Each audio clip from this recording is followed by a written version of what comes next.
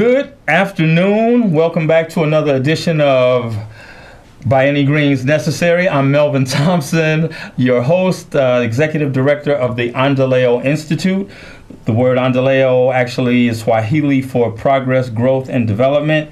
The Endeleo Institute is a member organization of Trinity United Church of Christ on the far south side, 400 West 95th Street. Endeleo focuses on three areas: health, education, and community development, and all three of those areas tend to overlap. This summer we're working on an exciting project with Trinity at their farmers market, and we're supporting them through a USDA grant that we received. So over the next two seasons, farmers market seasons that is, we're going to be supporting the market with promotions, advertising, and nutrition education. Last week, I'd love to say that we had a spectacular opening day at our market. We're both making fashion statements today with our orange bracelets that you can only get at the farmers market at 95th and Normal. So please come and shop with us. But these are wristbands that say Trinity UCC's Farmers Market, and we give them out to every paying customer or just visitor that comes to the market. So we had a great turnout. The farmers were telling me that usually after the 4th of July weekend, it's really a challenge to get folks to come out. Nonetheless, we had great weather and we had a great turnout, and all the farmers sold out. And that was spectacular for our first day opening. And we encourage any farmers that are interested in working with us, please give us a call at 773-966-1590. I think farmers markets, particularly in African American communities, are always challenged to get farmers. So at the same time, we're trying to get folks to come in, and we're trying to get more farmers so that when they don't run out, and so everyone gets served.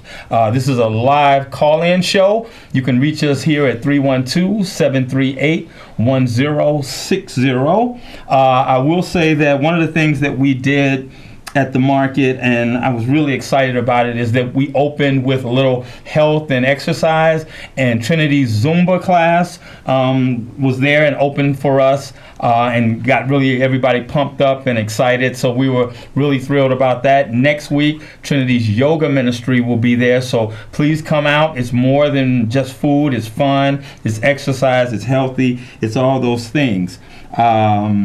One of the things that we were talking about, because this is the market's 8th season, and was thinking about it a little bit earlier today, and one of the things that happened across the country was, of course, the housing market crash that happened right around the time Trinity first opened its market. And not coincidentally, when things started to deteriorate, we believe, because the market started out strong, we had people coming and we had crowds in droves. But I think as the seasons went on and economic conditions got a little tough, that people started to prioritize a little differently, and maybe healthy food kind of fell down the chain a little bit. And so we're excited right now because apparently the market is back for the most part. Maybe not for everyone, but it's a good time to start reprioritizing. And because health is such a vital issue in our community, we want to start galvanizing people to come back to the farmers market. And again, our USDA grant helps with nutrition education. And so the lovely person to my right, we met kind of like by happenstance, because she is doing some incredible research around the barriers that may be preventing African Americans from patronizing farmers markets all across the country. Now, hopefully I won't screw this up, but this is Chelsea Singleton, and she is she's a PhD. She's got her master's in public health, and she's a research fellow at the Institute of Health at University of Illinois at Chicago. Did I get that right? Yeah, Institute for Health Research and Policy at UIC. Okay, just about everything. So that's wonderful. And Chelsea, it is such a pleasure to have you here, because one of the things that we've talked about for the last leading up to the market was, why aren't African Americans patronizing farmers markets? So one of our mutual colleagues, Dr. Angela Odom Young, who we both work with, told me about your work and the fact that you're actually doing research from a grant to find out why African Americans aren't patronizing farmers markets. So before we get into all of that, give us a little background on you and where you come from. You're not from Chicago. Tell us a little bit. Well, yes, thank you for having me. You're welcome. I'm very happy to be here.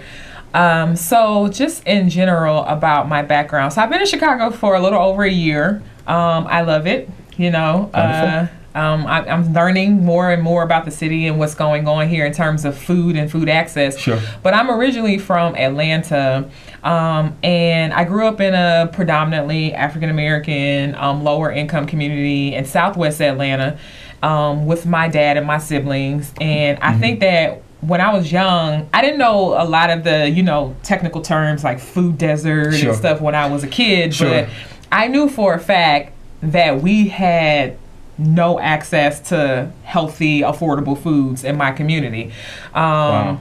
My dad used to travel really far to get quality food and fresh produce, and I think that really influenced my decision to get into studying the food environment, studying food policy, and really food justice, because this is really a social justice issue. Sure. I believe that all communities, regardless of the composition of the residents in terms of race, ethnicity, socioeconomic status, should have access to affordable, healthy food, period. So I feel like it's a social justice issue. Just like having clean water, you should have healthy food in your community. So I went to grad school and I studied public health, and so now I study how food access influences, one, food purchasing behaviors, second, diet, and then obesity. And I particularly focus on minority communities and low-income communities. So, and obesity is part of the expression huge in our community. I mean, it runs rampant. It really is. More than 65% of the U.S. population is either overweight or obese, and there are disparities by race, particularly between people of color and whites. So there are obesity disparities at the national levels. And what about even at the youth level? We're seeing more and more kids being diagnosed as obese. Childhood obesity is continuing to increase, and particularly I'm really interested in childhood obesity, particularly among young African American girls. That their demographic group, their obesity rates are increasing, and I think it's just really activity. I feel like more and more of the youth, as they go through puberty and as they get through middle school and high school, their activity levels just fall off. So that's a concern as well. Right. So coupled with the fact that they're not eating properly, and then the exercise and the movement is slowing down. It's all very important. And when you're young, you develop certain habits, your what you eat and your activity levels, and just how you purchase and how you consume food, how you interact with food, with how you interact with your friends and family when it comes to food. All of that becomes part of your behavior, and it carries on into adulthood. Wow. So it's very complicated work, but I love it. Yeah. So. And tell me just a little bit what about the scope of your work. Okay, so I can talk to you a little bit about the project. So it is a USDA funded project. So I got a 2-year grant from the USDA to study particularly farmers market usage among African American families and individuals. So I'm particularly interested in African American individuals and families who receive SNAP benefits. I know it's called the LINK program in Illinois. So and SNAP stands for Supplemental Nutrition. Supplemental Nutrition Assistance Program. It was formerly the Food Stamps stamps program. Okay. So now it's called SNAP. And there are different qualifications for you to receive SNAP benefits. You know, it depends on your household size and your income. So I'm particularly interested in farmers market usage because some of my previous research has shown that, you know, it seems like farmers markets in, you know, predominantly African American communities don't thrive as much as other farmers markets in other communities. And there's I've talked to a number of different people about this, and, you know, there's some theories that we've been talking about behind this. But my particular project has 3 different components. Okay. The first is we're going to be talking to community members across Chicago to ask them, you know, why do you use the farmers markets in your community and why don't you use the farmers markets? And, you know, what are the reasons why you think that people might not be patronizing the market in your community? And I'm also asking them, you know, about, you know, where they spend their SNAP dollars. You know, are they going to the grocery store? Do they know about some of these programs in the city, like the double value cash coupon program? I always have to say the double value cash coupon program, which you can redeem at farmers markets and get I think it's up to $20 worth of fresh produce. If you spend 10, you get $20. That's an example if you use your link card at a farmers market. So I'm interested in learning about the barriers from the community. So, and then the next component of the project is actually reaching out to the farmers market directors and the vendors because they have a lot of experience in this area as well. So I want to know, what are their challenges and successes of running a farmers market? You know, how, you know, you mentioned before trying to get vendors. That's a concern that more and more farmers market directors have been expressing to me. They have a hard time keeping vendors, and many of them just feel like it's not lucrative enough to get up early in the morning at 3-4 o'clock in the morning and drive to, you know, a market if they don't get as many, you know, patrons. And so they just lose money in general. Exactly. So and then also we've talked a lot about marketing and different other types of programming that you might see at a farmer's market. So I'm interested in that as well. Just the challenges and successes of running a farmer's market in an African American community. And then finally, I'm going to be compiling that data and getting together different great community partners like the Institute. You know, having some group discussion to generate some ideas about how we can increase usage. And so those meetings will take place in 2017, but right now we're doing the group meetings with the community members as well as the market directors. So yeah, you know, you talked about the redeeming factor, and I read a very interesting article about that recently, Sunday actually, about the low percentage of redemptions at farmers markets as compared to at the bigger grocery stores. And it's like, what have you found thus far in some of the dialogue that you've had with, you know, either consumers who are actually, you know, users that are actually taking advantage of the program? Okay, so when it comes to the double value cash coupon program and using your SNAP dollars, so I've heard a couple of different things. First, really, it's awareness. Many people don't know about that program. That's just flat out.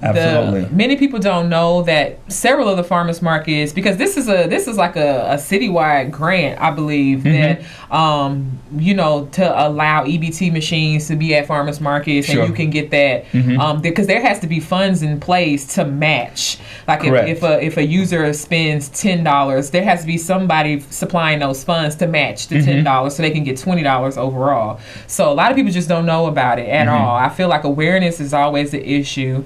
And then there's some work that I've seen from some other researchers in different cities about stigma as well. So I'm actually going to try to tie that into my project about stigma of using using your EBT card or using your SNAP dollars as well. So and I wonder if that stigma is relegated to our community, or is that across the board? That's a great question, and really and truly, I think we just don't know. I think there's just not enough research or findings out there about stigma of not just using SNAP but using WIC benefits as well, to purchase food from different types of food outlets. So I'm really interested in tying that into the project as well. But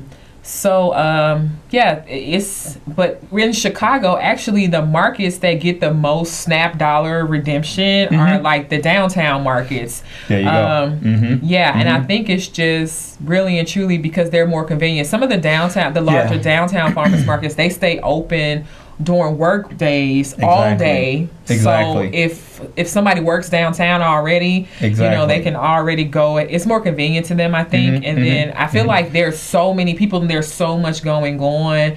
They may not have that. They may not feel that stigma of using their EBT or their link dollars. Sure. And then it may be, as opposed to being in their own neighborhood, using those with people that they may know. People that they see all the time.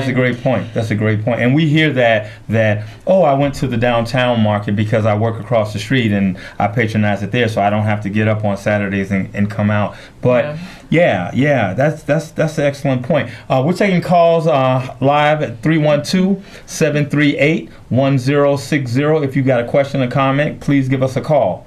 So why is this necessary work for you? Why is this, beyond the obvious? I believe that.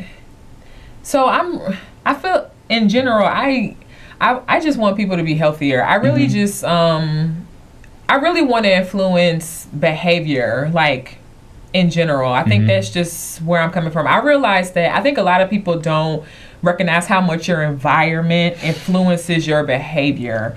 Absolutely. When I debate with my colleagues about obesity, we always talk about, it's all lifestyle. It's all physical activity. You're not exercising enough. Or it's your genetics. It's just genes. But really and truly, I recognize that environment is very important to your health. If you live right next door to a McDonald's, you're more than likely going to eat a lot of McDonald's. Just environmental cues. Yes. Your environment affects your health. And I feel like no matter where you live, your environment should not be making you unhealthy. I feel like we should be working on strategies to change our environment so that it supports, an active, optimal, healthy lifestyle. Sure. And I want that for everybody. And I feel like that's not something that should be just afforded to affluent people. It should be something that's afforded to anybody, regardless of, like I said, your race, your socioeconomic status in the U.S. So I believe that, we have to make sure that our environment, whatever's going on in our environment, supports healthy lifestyle. So whether it's a farmer's market or we invest in mobile produce food trucks, whatever it is, or like we talked to before briefly about working with these corner stores, because they have a strong connection with the community. Working with these large grocery stores if they are available in the community. But whatever the case might be, I feel like food, it's a social justice issue. Everybody should have access to question about it. Healthy food. And I can tell you, you stated that beautifully, because in the Washington Heights community along the 95th Street corridor, we have a caller. Go ahead, caller. Hello?